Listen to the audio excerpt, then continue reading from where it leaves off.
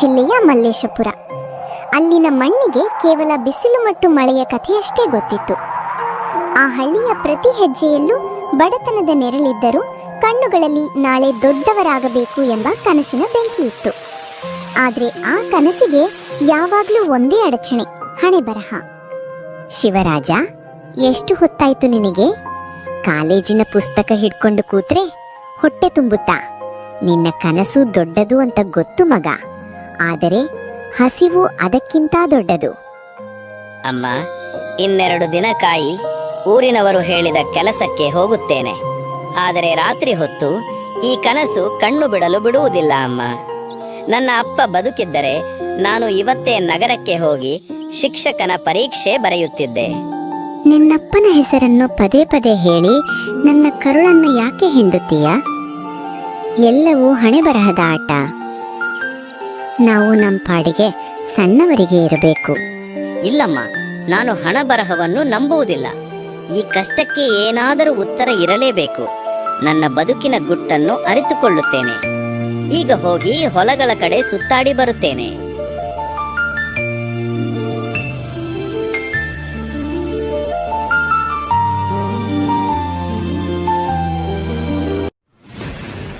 ಅಬ್ಬಾ, ಈ ಮರದ ಬೇರುಗಳ ಕೆಳಗೆ ಇದು ಏನಿದು? ಅಷ್ಟೊಂದು ಕಲುಷಿತವಾದರೂ ಹೊಳೆಯುತ್ತಿದೆ. ಯಾವುದೋ ಹಳೆಯ ಕಾಲದ ದೀಪವಿರಬೇಕು. ಶಿವರಾಜ ದೀಪವನ್ನು ಕೈಯಲ್ಲಿ ಹಿಡಿದು ಬಟ್ಟೆಯಿಂದ ಜೋರಾಗಿ ಉಜ್ಜುತ್ತಾನೆ. ಆ ಕ್ಷಣ ಮಲ್ಲೇಶಪುರಕ್ಕೆ ಕಾಲ ನಿಂತಂತೆ ಭಾಸವಾಯಿತು. ಹೊಗೆ ದಟ್ಟವಾಗಿ ಆವರಿಸಿ ಅದರಿಂದ ಮರವಿಂದ ಎಂಬ ವಿಚಿತ್ರ ಮಾಯಾಜೀವ ಹೊರಬಂದ. ಅವನ ಕಣ್ಣುಗಳು ಮಿಂಚಿನಂತೆ ಇದ್ದವು. ನನ್ನ ನಾಮ ಮರವಿಂದ. ಸಾವಿರಾರು ವರ್ಷಗಳಿಂದ ನಾನು ಈ ದೀಪದಲ್ಲೇ ಶಬ್ದನಾಗಿದ್ದೆ. ನನ್ನನ್ನು ಸ್ವತಂತ್ರಗೊಳಿಸಿದ ನೀನು ಯಾವುದನ್ನಾದರೂ 3 ಬಯಕೆಗಳನ್ನು ಕೇಳು. 3 ಬಯಕೆಗಳು? ನನ್ನ ತಾಯಿಗೆ ಚಿನ್ನ ಬೇಕು ಎಂದು ಕೇಳಬಹುದಿತ್ತು. ನನಗೆ ರಾಜಕುಮಾರನ ಸುಖ ಬೇಕು ಎಂದು ಕೇಳಬಹುದಿತ್ತು. ಆದರೆ ನಾನು ಒಂದೇ ಒಂದು ಬಯಕೆಯನ್ನು ಮಾತ್ರ ಕೇಳುತ್ತೇನೆ ಮರವಿಂದ. ಹೇಳು ಮನುಜ. ಪರೋಪಕಾರ ಬಯಕೆ ಕೇಳುವವರನ್ನು ನಾನು ಕಡಿಮೆ ನೋಡಿದ್ದೇನೆ. ನಿನ್ನ ಹೃದಯ ಶುದ್ಧವಾಗಿದೆ. ಆ ಕ್ಷಣ ಹಳ್ಳಿಗೆ ಹೊಸ ಶಕ್ತಿಯೊಂದು ತುಂಬಿತು. ಮಳೆ ಸರಿಯಾಗಿ ಬಂತು. ಒಣಗಿದ ಹೊಲಗಳು ಚಿನ್ನದಂತೆ ಬೆಳೆ ನೀಡಿದವು. ಮಲ್ಲೇಶಪುರ ಸಂಪತ್ತಿನ ಬೀಡಾಯಿತು. ಆದರೆ ಸಂಪತ್ತು ಬಂದಲ್ಲಿ ಲಾಲಸೆಯ ಕಣ್ಣುಗಳು ಕೂಡ ಬೆನ್ನಟ್ಟಿಕೊಂಡು ಬರುತ್ತವೆ. ಏನಿದು? ಈ ಮಲ್ಲೇಶಪುರ ಎಂಬ ಹಳ್ಳಿ ಇದ್ದಕ್ಕಿದ್ದಂತೆ ಇಷ್ಟು ತುರ್ತಾಗಿ ಬದಲಾಗಿದೆ ಏಕೆ? ಕಳೆದ 6 ತಿಂಗಳಿಂದ ಇವರ ಆದಾಯ ಇಡೀ ತಾಲೂಕಿಗಿಂತ ಹೆಚ್ಚಿದೆ. ಯಾರೂ ಸಾಲ ಕೇಳುತ್ತಿಲ್ಲ. ಅಲ್ಲಿ ಯಾರೋ ಮೋಸ ಮಾಡುತ್ತಿದ್ದಾರೆ. ಸರ್, ಅಲ್ಲಿನ ಹುಡುಗ ಶಿವರಾಜ, ಅವನಿಗೆ ಏನೋ ಮಾಯಾಶಕ್ತಿ ಸಿಕ್ಕಿದೆ ಅಂತ ಊರು ತುಂಬಾ ಕಥೆಗಳಿವೆ. ಒಂದು ಹಳೆಯ ದೀಪ ಸಿಕ್ಕಿದೆ ಅಂತೆ. ದೀಪವಾ? ಬಾಲಿಶ ಕತೆ.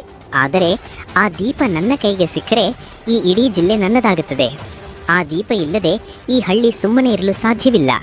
ರಾತ್ರಿಗೆ ಅಲ್ಲಿಗೆ ಹೋಗೋಣ. ನನ್ನದೇ ಯೋಜನೆ. ಕತ್ತಲೆಯಲ್ಲಿ ಸೊಮ್ಮಣ್ಣ ಮಾಲ್ತಿಯ ಮನೆಗೆ ನುಗ್ಗಿದ. ಅಮ್ಮ ಮಗನ ಅರಿವಿಗೆ ಬಾರದಂತೆ ಬಚ್ಚಿಟ್ಟಿದ್ದ ದೀಪವನ್ನು ಹಿಡಿದೊಯ್ದ. ಆ ಕ್ಷಣದಲ್ಲಿ ಅವನ ಹೃದಯ ಲಾಲಸೆಯಿಂದ ಕುದಿಯುತ್ತಿತ್ತು. ಸೊಮ್ಮಣ್ಣ ದೀಪದೊಂದಿಗೆ ವೇಗವಾಗಿ ನಡೆದು ಹೋಗುತ್ತಾನೆ. ಈಗ ನಾನೇ ರಾಜ. ಮರವಿಂದ ಹೊರಬಾ. ನನಗಾಗಿ ಚಿನ್ನ ಬೆಳ್ಳಿ, ಈ ಸಂಪತ್ತು ಕೇವಲ ನನ್ನದು. ನಿಲ್ಲು ಲಾಲಸೆ. ಈ ದೀಪ ಅಪೇಕ್ಷೆಯ ಪ್ರಯೋಗಕ್ಕಾಗಿಯಲ್ಲ, ಪರೋಪಕಾರಕ್ಕಾಗಿ ಮೀಸಲಾಗಿಟ್ಟಿದ್ದು.